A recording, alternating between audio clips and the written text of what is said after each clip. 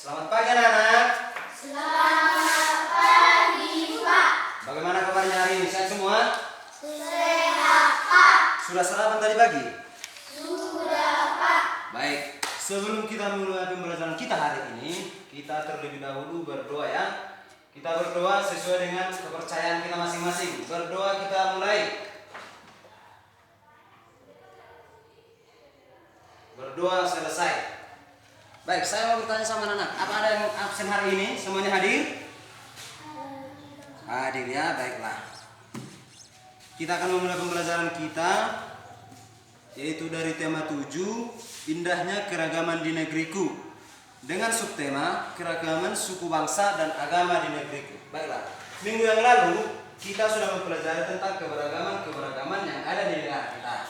Salah satu contohnya keberagaman itu adalah keberagaman budaya, suku, bahasa, dan lagu-lagu daerah. Dan kita juga sudah menyanyikan salah satu lagu daerah, yaitu lagu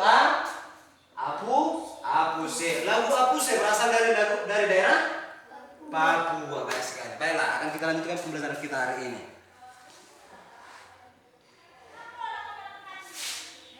Namun sebelum kita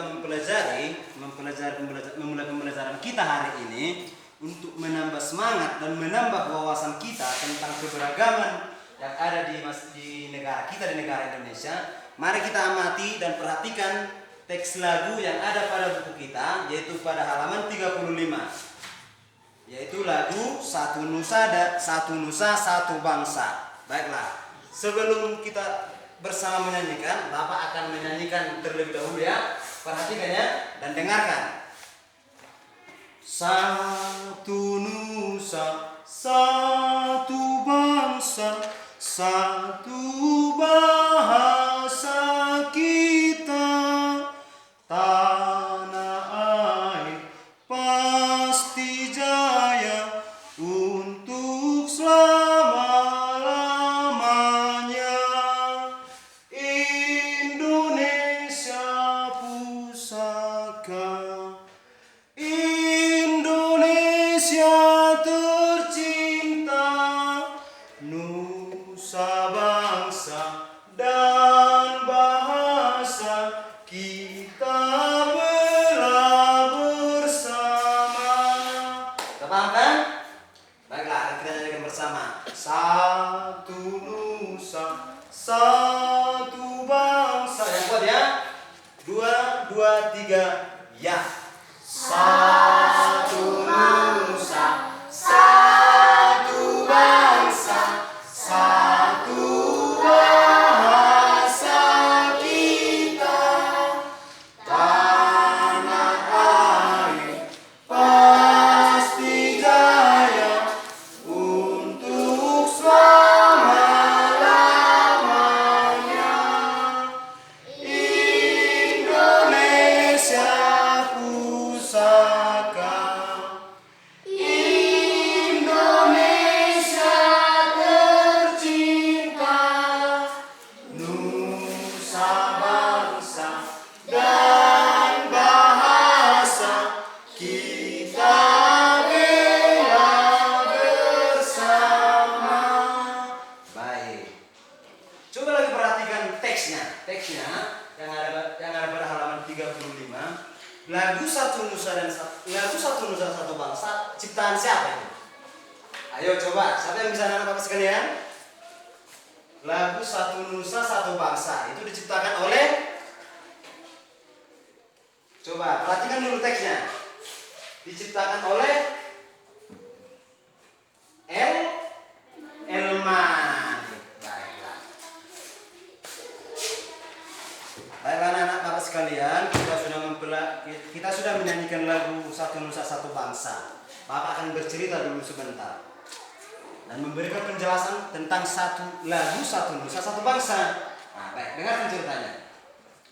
Lagu Satu Nusa Satu Bangsa menjelaskan tentang keberagaman yang ada di Indonesia, keberagaman suku, keberagaman budaya, adat istiadat, bahasa, lagu daerah.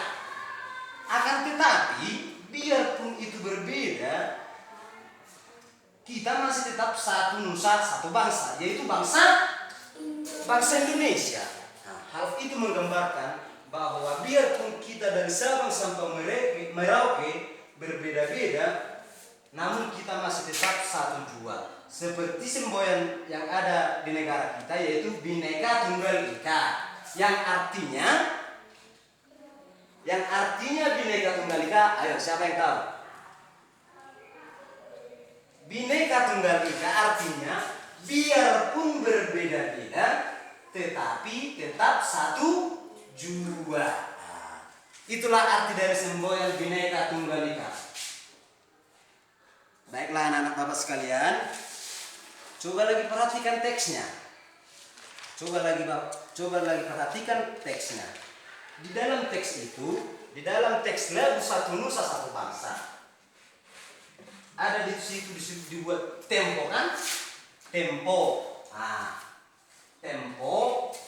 Nah, ini tempo. Tempo. Tempo itu sama dengan apa itu? Artinya itu apa itu tempo?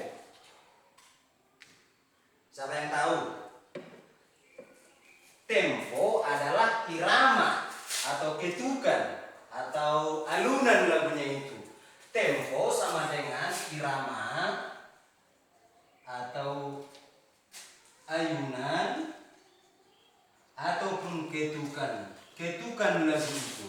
Di situ dibuat temponya sama dengan lambat. Berarti di dalam menyanyikan Satu Nusa Satu Bangsa, temponya harus lambat. Baiklah anak-anak sekalian.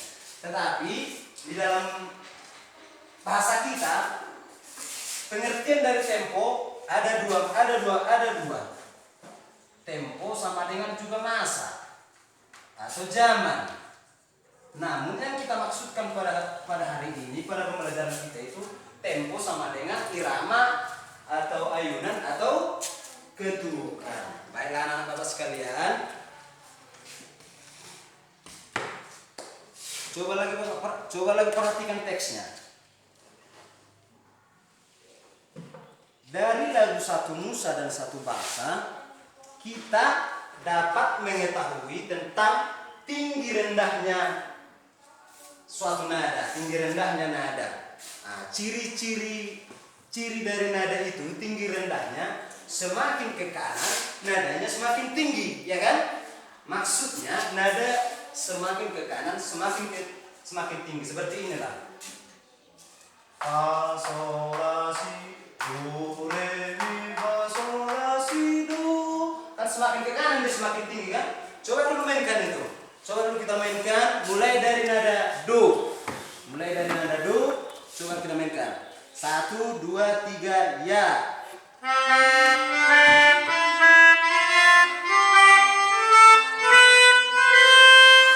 Iya, benar kan? Bahwa nada itu semakin ke kanan semakin tinggi. Baiklah anak-anak bapak sekalian, untuk itu selanjutnya ayo dulu kita amati dan membaca secara seksama teks yang ada pada halaman 38. Coba dibuka yang ada pada teks halaman 38. Ayo kita membaca secara seksamanya. Kita perhatikan teksnya, kita amati. Di dalam teks itu dijelaskan tentang keberagaman agama yang ada di Indonesia. Perhatikan teks anak-anak. Dari teks yang ada pada halaman 38 dijelaskan di situ bahwa bangsa Indonesia, negara Indonesia ini terletak di antara dua samudra dan dua benua. Terletak di antara dua samudra dan dua benua. Apa itu samudra dan benua apa itu? Indonesia terletak pada dua samudra, yaitu Samudra Hindia dan Samudra Pasifik. Indonesia terletak pada dua benua, yaitu benua Asia dan benua Australia. Paham kan sampai di situ kan anak-anak kan? Paham kan? Nah, dijelaskan juga pada teks yang ada pada halaman 38 bahwa negara Indonesia itu memiliki beragam agama yang ada di Indonesia. Coba bapak tanya dulu anak-anak bapak sekalian. Siapa yang bisa menyebutkan agama-agama yang ada di Indonesia? Coba dulu. Ayo kita sebutkan sama-sama. 1. Agama yang ada di Indonesia. Agama Kristen. Agama apa lagi? Agama apa?